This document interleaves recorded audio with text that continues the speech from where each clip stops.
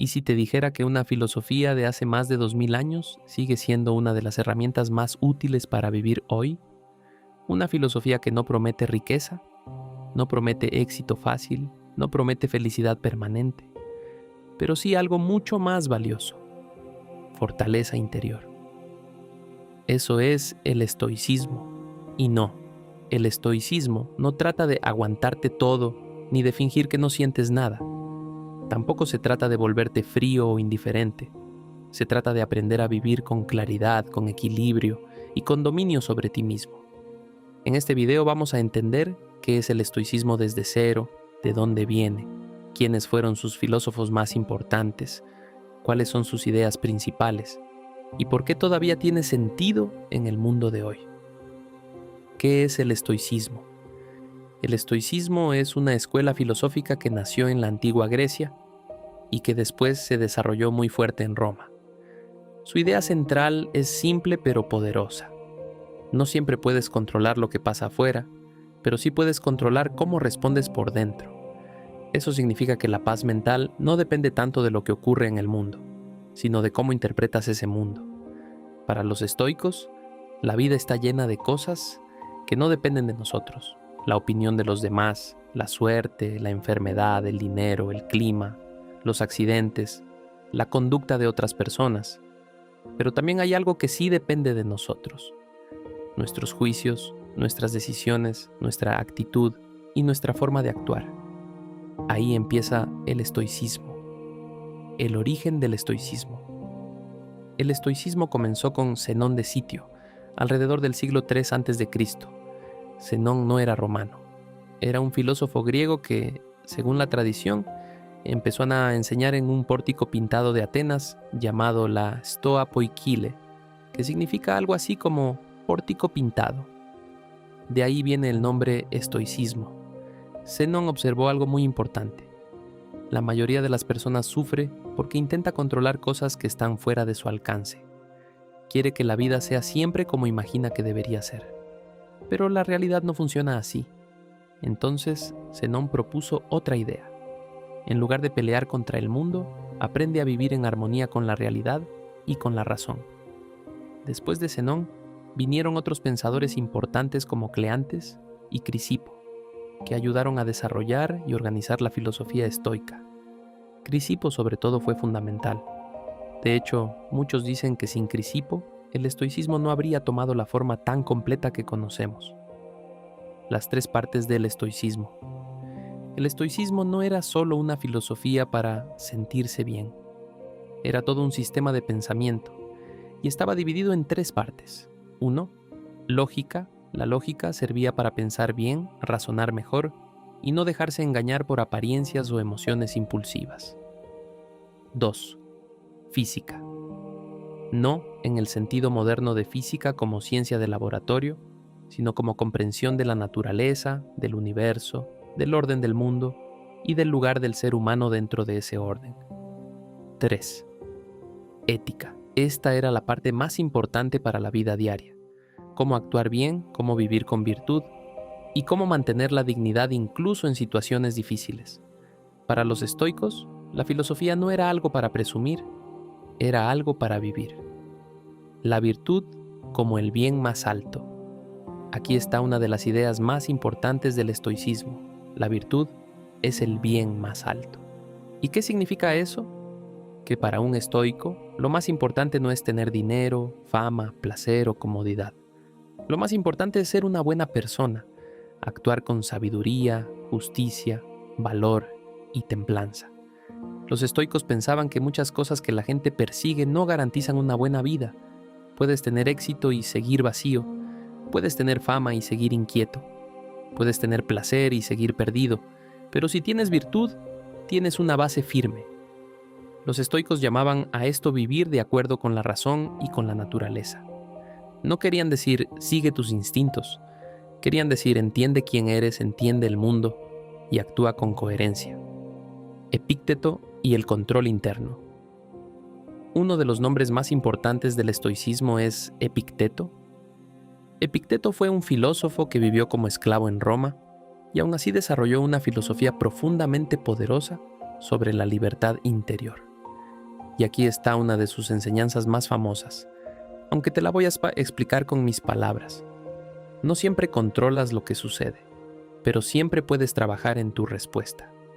Epicteto insistía en que hay cosas que dependen de nosotros y cosas que no dependen de nosotros. Dependen de nosotros, nuestros juicios, nuestras decisiones, nuestras acciones, nuestras intenciones. No dependen de nosotros. La opinión ajena, la fama, el pasado, el cuerpo completamente, el azar, la muerte. Y aquí está el corazón de la filosofía estoica. Si enfocas tu energía en lo que sí depende de ti, dejas de sufrir tanto por lo que no puedes controlar. El control dicotómico. Hoy a esta idea se le llama muchas veces la dicotomía del control. Es una herramienta mental muy útil. Por ejemplo, si alguien te critica, no controlas lo que esa persona piensa, pero sí controlas si vas a reaccionar con rabia, con vergüenza o con calma. Si algo sale mal, no controlas el pasado, pero sí controlas qué vas a hacer después. Si no obtienes el resultado que querías, no controlas el azar, pero sí controlas tu disciplina, tu aprendizaje y tu siguiente intento. Esta idea no significa resignación, significa enfoque. No es me rindo, es decido dónde poner mi energía.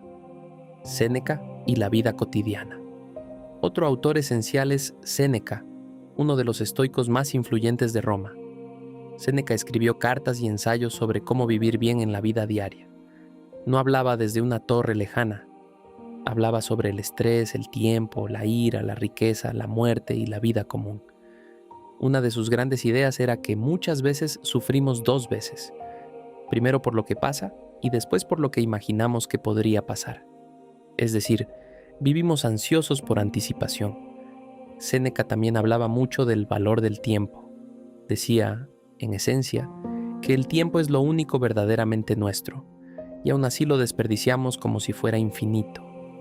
Eso sigue siendo muy actual. Hoy la gente se agota por el celular, la prisa, la comparación, la ansiedad por el futuro, el miedo a no estar haciendo suficiente. Séneca parecería estar hablando de nosotros. Marco Aurelio. Quizá el estoico más famoso de todos sea Marco Aurelio. Fue emperador de Roma, uno de los hombres más poderosos de su época. Pero en lugar de escribir sobre conquista, lujo o gloria, escribió sobre deber, disciplina, humildad y control interno. Sus pensamientos quedaron reunidos en un libro conocido como Meditaciones. Y eso es muy importante. Marco Aurelio no escribió ese libro para el mundo, sino para sí mismo. Era como un diario filosófico. Ahí se nota algo fascinante. Incluso el hombre más poderoso del imperio tenía que recordarse a sí mismo que la vida es breve, que la mente puede engañarnos y que lo más importante es actuar con justicia y serenidad. Marco Aurelio entendía que el poder externo no sirve de mucho si el interior está desordenado. Aquí conviene aclarar algo. Mucha gente piensa que ser estoico es no llorar, no sentir, no enojarse, no sufrir.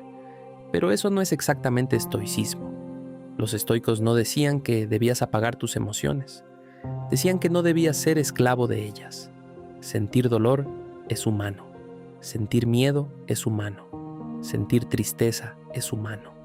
La diferencia está en no dejar que esas emociones te gobiernen por completo. El estoico no es una piedra. Es una persona que aprende a responder con sabiduría, no con impulso. Eso hace al estoicismo más humano, no menos. El estoicismo y la adversidad. Una de las pruebas más grandes del estoicismo aparece cuando la vida se pone difícil. Y ahí es donde esta filosofía se vuelve realmente valiosa. Porque cuando todo va bien, es fácil parecer fuerte. Pero cuando hay pérdida, fracaso, dolor o incertidumbre, ahí se ve el carácter.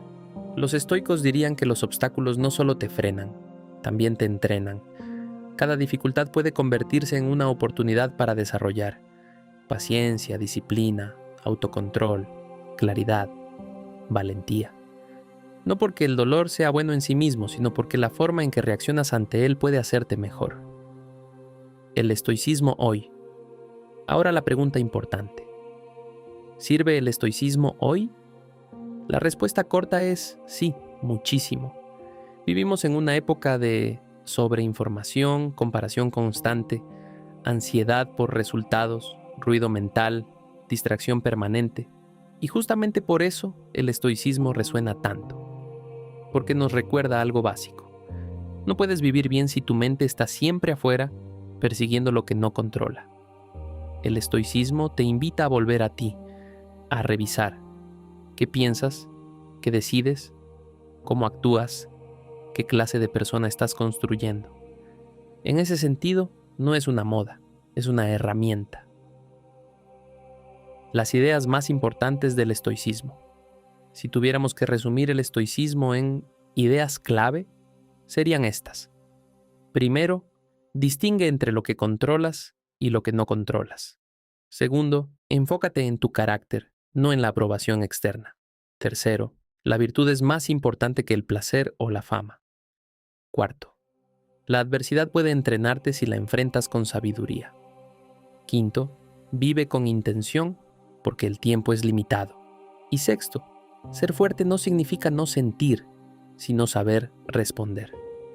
El estoicismo no te promete una vida sin problemas, te promete algo más realista y más útil, una forma de enfrentar la vida sin romperte por dentro. Zenón, Epicteto, Séneca y Marco Aurelio no vivieron en una época fácil, y aún así encontraron una manera de pensar que les permitía mantener la dignidad en medio de la incertidumbre. Tal vez por eso el estoicismo sigue vivo, porque al final todos estamos intentando resolver lo mismo: cómo vivir con calma en un mundo que no siempre obedece. Y quizá esa sea la enseñanza más grande del estoicismo. No puedes controlar el viento, pero sí puedes ajustar tus velas. Si llegaste hasta aquí, ya no solo conoces el estoicismo desde cero. Ahora tienes una base para entenderlo, aplicarlo y seguir profundizando. Recuerda seguirme. Si quieres aprender junto a mí, recuerda que si te interesa que hable de algún tema, déjalo en los comentarios.